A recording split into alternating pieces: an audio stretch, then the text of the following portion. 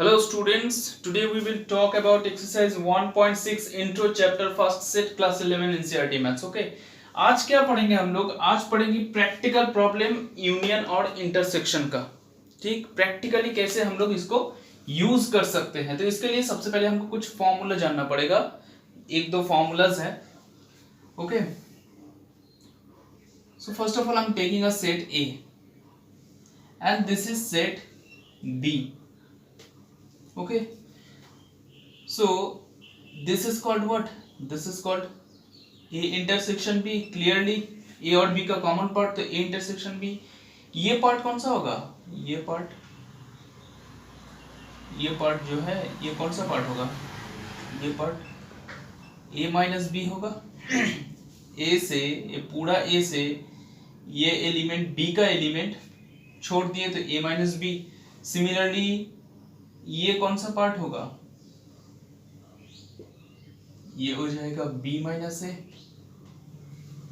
अब मैं अगर बात करूं कि A यूनियन B का एलिमेंट्स में क्या क्या आएगा.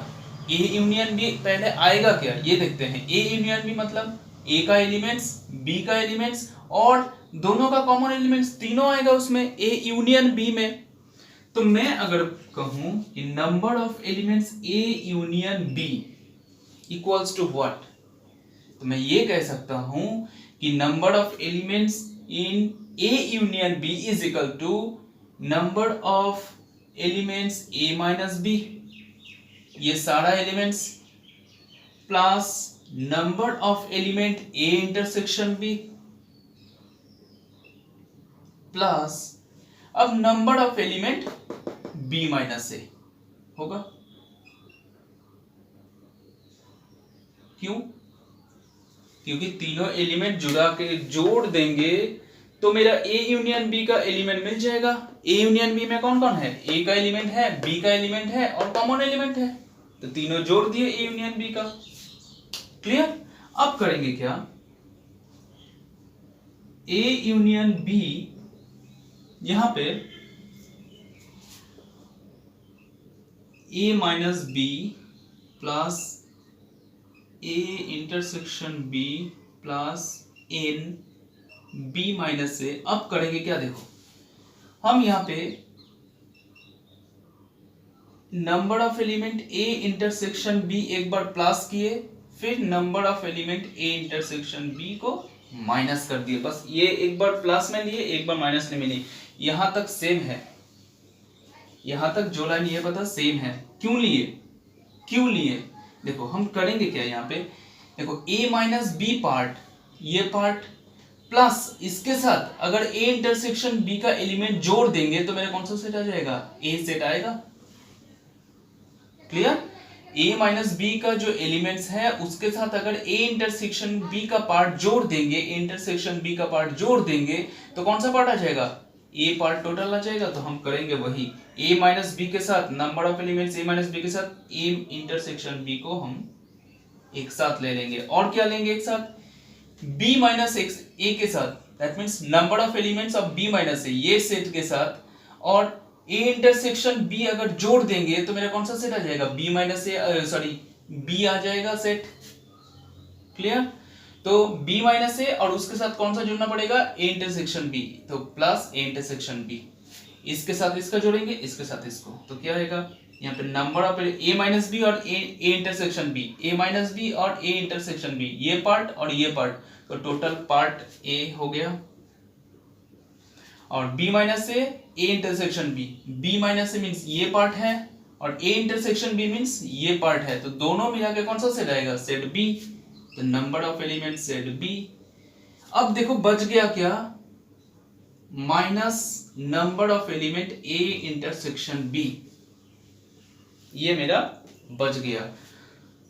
तो यहां से एक फॉर्मूला आता है कि number of elements A union B equal to number of elements A plus number of elements B minus number of elements A intersection B. This is the first formula. Okay, this is the first formula. ये सबसे पहला formula है. Clear? अब यहाँ पे मैंने example दी थी कि दोनों का कॉमन एलिमेंट्स है। यहाँ पे डायग्राम में कैसे लिए थे कि दोनों का कॉमन एलिमेंट्स है, और अगर if two sets are separate, they are lying separately, दोनों अलग अलग है, तब यहाँ पे ए इंटरसेक्शन की बी क्या होगा? इफ ए इंटरसेक्शन बी, यहाँ पे ए इंटरसेक्शन बी क्या होगा? दोनों का कॉमन एलिमेंट है ही नहीं, तो दोनों का कॉमन एलिमेंट नहीं है, इसका मतलब क्या? ए इंटरसेक्शन बी 5 हो जाएगा। क्लियर? 5 हो गया। अब यहाँ पे जब 5 हो गया, ए इंटरसेक्शन बी जब 5 हो गया, तो इसका वैल्यू 5 हो गया। Therefore number of elements A union B is equals to what? Number of elements A plus number of elements B. अब इसका वैल्यू तो 5 हो गया। 5 मींस क्या? सॉरी, नंबर ऑफ एलिमेंट्स यहाँ पे 0 हो जाएगा। 5 तो एक सेट है ना, उसको एलिमेंट में नहीं लिख सकते, हम ऐसे नहीं लिख सकते इक्वल टू 5। क्यों? 5 एक सेट है, और यहाँ पे क्या लिख रहे हैं हम? Number of elements A intersection B. कितना सारा नंबर है, तो उसमें एक भी एलिमेंट कॉमन एलिमेंट नहीं है, तो इसीलिए नंबर क्या है? 0। तो इसका वैल्यू जब 0 हो गया तो क्या आएगा? इसका इक्वेशन ये आएगा, आएगा कि नहीं? तो ये मेरा हो गया सेकेंड फॉर्मूला। ओके, और यहाँ पे ए इंटरसेक्शन, सपोज ये ए है और ये बी है, A intersection B is equals to कितना? 5 है, और इसीलिए number of elements A intersection B is equals to 0। Okay, तो ये दूसरा फॉर्मूला हुआ है।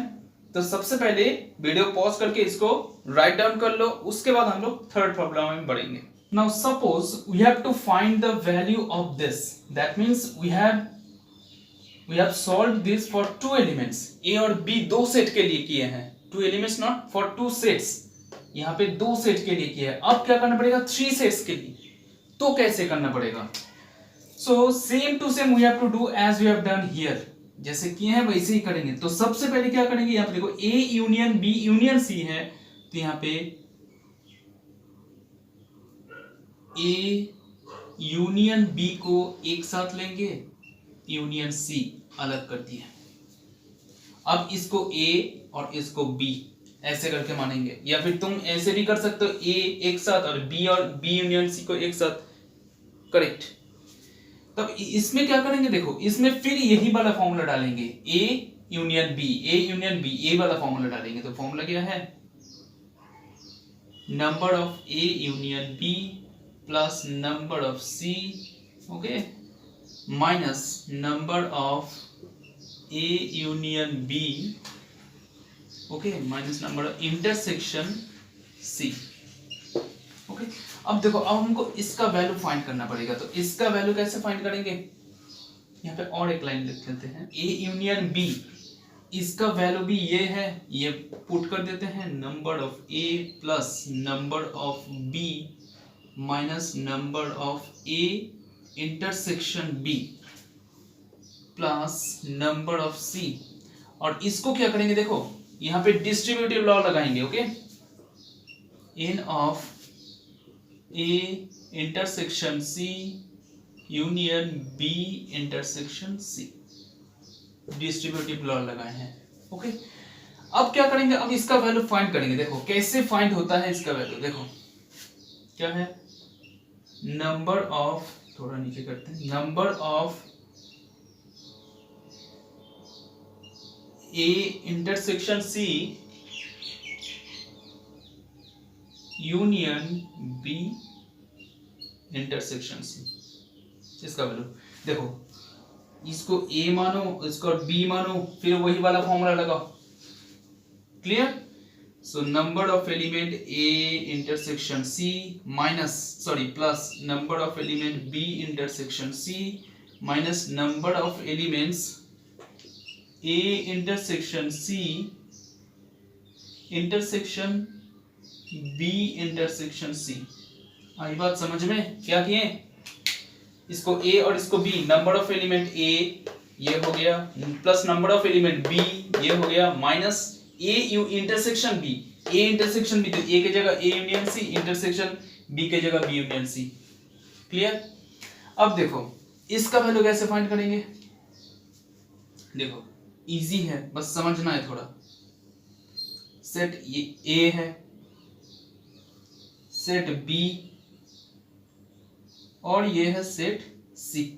ठीक, और यहाँ पे क्या बोले, A intersection C, that means क्या, ए और सी का common point, that means common elements A और सी का। ए और सी कहाँ है, ए और सी, ये दोनों का कॉमन पार्ट कौन सा होगा, ये पार्ट होगा कॉमन ए और सी का, दैट मीन्स ये पार्ट होगा ए और सी का कॉमन पार्ट। क्लियर? और यहाँ पे बोल रहे हैं बी इंटरसेक्शन सी, बी और सी का कॉमन पार्ट, बी और सी, बी मीन्स ये वाला हिस्सा और सी मीन्स ये वाला, तो ये वाला हिस्सा कॉमन होगा, दैट मीन्स बी और सी, ये वाला, ये पोर्शन। ओके, तो अब दोनों में देखो, दोनों का इंटरसेक्शन, दैट मीन्स दोनों में कॉमन पोर्शन क्या है, तो इन दोनों में कॉमन पोर्शन कौन सा है, जो ये वाला पोर्शन है, यही तो कॉमन है। सोचो, या फिर एक बार खुद बना के देखो ये फिगर, कि पहले ए इंटरसेक्शन बी को मार्क करो, उसके बाद बी इंटरसेक्शन की मार्क करो, देखो कॉमन कौन सा हिस्सा कॉमन आ रहा है, देखो ये हिस्सा कॉमन आ रहा है जो दोनों में है, तो ये हिस्सा किसका है, और ये हिस्सा देखो तीनों सेट का है, ए का भी है, बी का भी है, सी का भी है, तो इसके जगह में ये लिख सकता हूं A intersection B intersection C. क्यों? क्योंकि ये हिस्सा कॉमन पॉइंट है ए बी सी तीनों सेट का, तो A intersection B intersection C मतलब तो वही है, तीनों का कॉमन पॉइंट। ओके, तो इसका वैल्यू मुझे क्या मिला, ये। अब पूरा लाइन वही रहेगा, number of element A intersection C plus number of element B intersection C minus इसके जगह में ये। अब ये वैल्यू हम यहाँ पे पुट कर देंगे इसके जगह में, तो क्या आएगा, N of A plus N of B minus N of A intersection B, okay, plus N of C. अब देखो यहाँ पे माइनस है, तो माइनस धीरे धीरे मल्टीप्लाई करते जाएंगे, यहाँ पे माइनस मल्टीप्लाई करेंगे तो n of A intersection C minus N of B intersection C minus minus plus N of A intersection B intersection C. तो ये जो फॉर्मूला आया, ये किसका फॉर्मूला है, A intersection B intersection C का, तो ये भी थर्ड फॉर्मूला है। जब 3 सेट्स रहेगा उसके लिए ये फॉर्मूला अप्लाई करना पड़ेगा। Clear?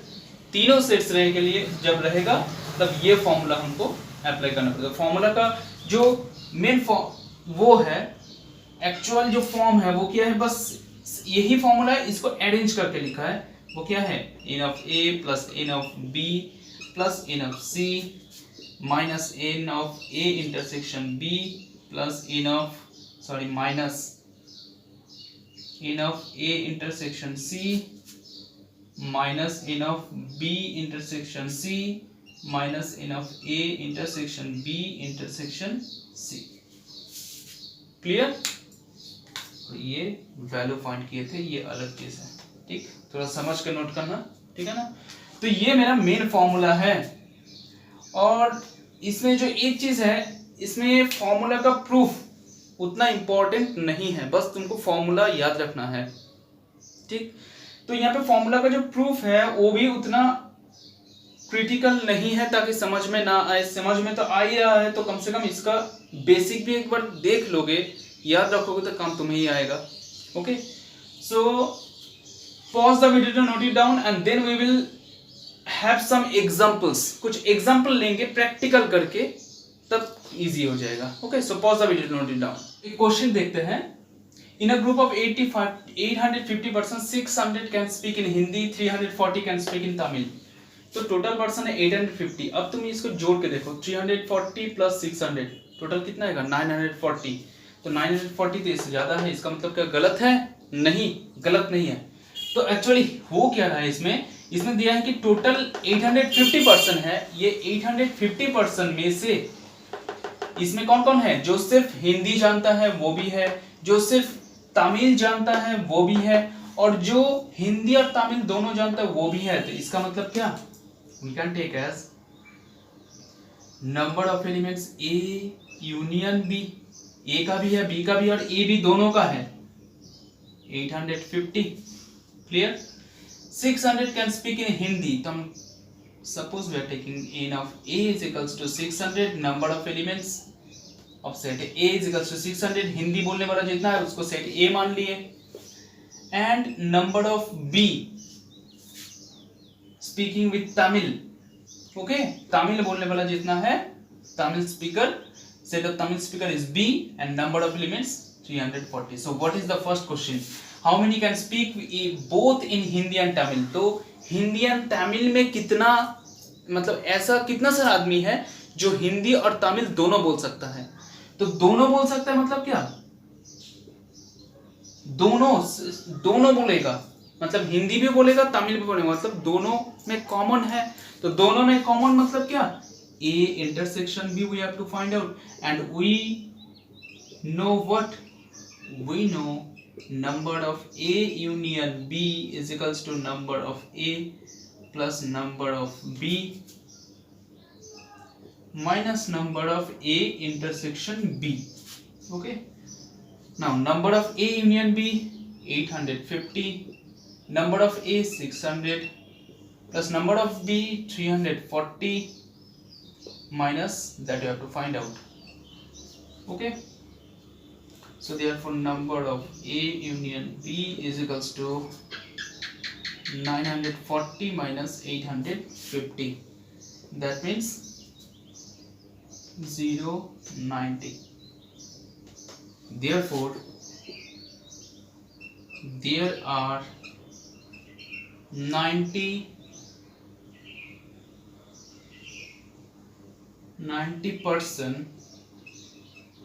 who speak both in Hindi and Tamil, both Hindi and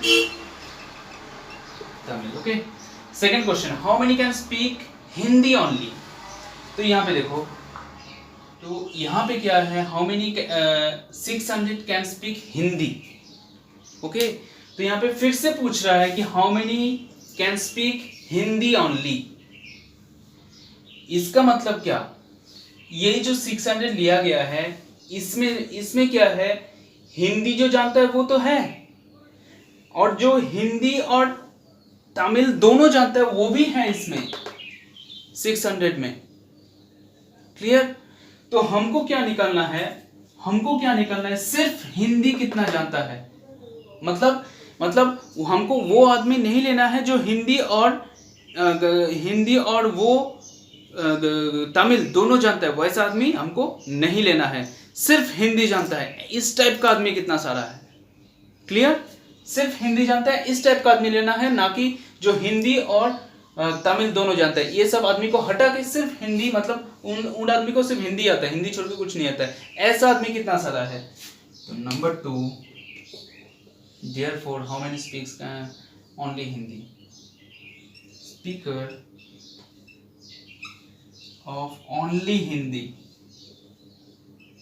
देखो अब सोचो, टोटल इतना सारा आदमी है जो हिंदी और तमिल दोनों बोल सकता है। तो ये क्या बोल रहा है? बस उसको हिंदी बोलने वाला चाहिए, हिंदी और तमिल बोलने वाला छोड़ के। तो टोटल हिंदी बोलने वाला कितना है? 600।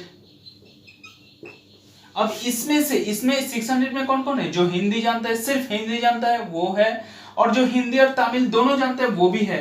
तो जो हिंदी और तमिल दोनों जानता है उसको हम हटा देंगे, तो मेरा यहाँ पे कौन आएगा? जो सिर्फ हिंदी जानता है वो आ जाएगा। क्लियर? 0 1 कैरी 1 510। तो 510 आदमी ऐसा है जो सिर्फ हिंदी जानता है। क्लियर? थर्ड क्वेश्चन क्या फाइंड करना है? How many can speak Tamil only? तो speaker same way, speaker of only Tamil.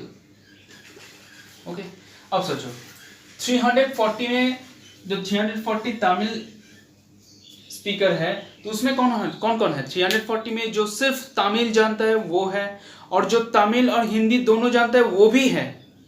तो इसमें से 340 में से जो तमिल और हिंदी दोनों जानता है उसको अगर छोड़ देंगे तो मेरा सिर्फ जो तमिल जानता है वो बचा रहेगा, तो और वही निकालना है।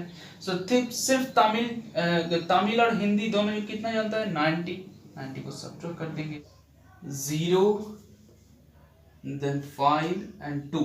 अब देखो 510 क्या है सिर्फ हिंदी बोलने वाले, 250 क्या है सिर्फ तमिल बोलने वाले, और 90 क्या है तमिल और हिंदी दोनों बोलने वाले। अब तीनों मिला के कितना होगा total 850। Is that clear to all? So these are the introduction of exercise 1.6, and in next video we will proceed to exercise 1.6 solution. Thank you for watching my video.